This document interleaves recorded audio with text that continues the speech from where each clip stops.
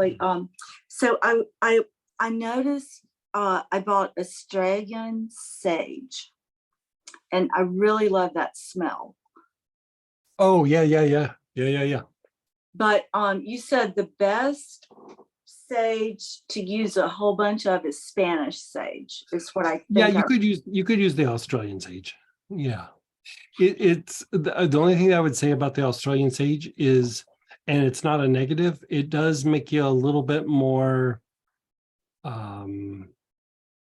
right brain and a little bit clearing to the thought processes. So it makes the mind like really super clear. And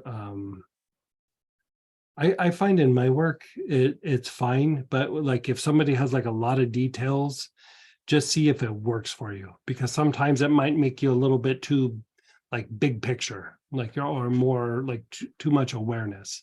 So that would be the only like where I would say just it's not even be careful with it, just pay attention to it.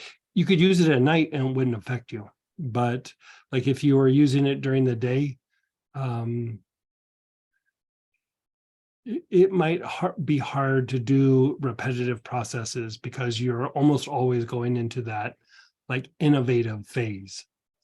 Does that make sense? Oh, that's what I was doing today.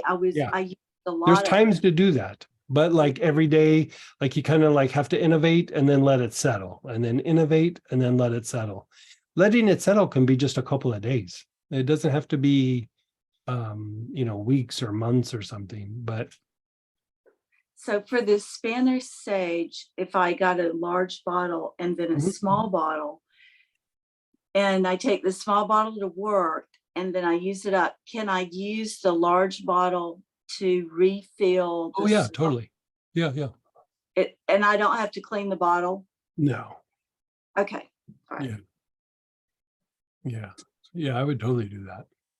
Okay. All right. That's what I I. mean, I love me some sage. Like I use sage all the time, like I was saying earlier, but I would go crazy with it. Yeah.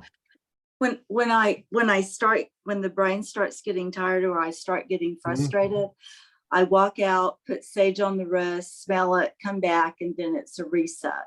Yeah, totally. And I would keep your Australian sage, like there's definitely times to innovate. And just because we're doing repetitive processes doesn't mean there can be several movements of refinement or innovation over a period of time. Like it doesn't have to be just always doing the same thing over and over again. Like that starts to become stagnant. Like so even when you get it down for a little bit, like say you have a process of doing all the paperwork and everything, it goes well for a month or two, doesn't mean that it couldn't still be refined even more. But like when you kind of have a big breakthrough, like work it for a little bit. And then once you've worked it for a little bit, then you can step up and do like the next wave. But like let it go like back and forth. You know, if Right. you think about your working yin and yang, expansion, condensation, expansion, condensation, expansion, condensation. If you do that, you will evolve out of whatever difficulties are you're having or the business is having or whatever it might be. Okay. Thanks. Yeah.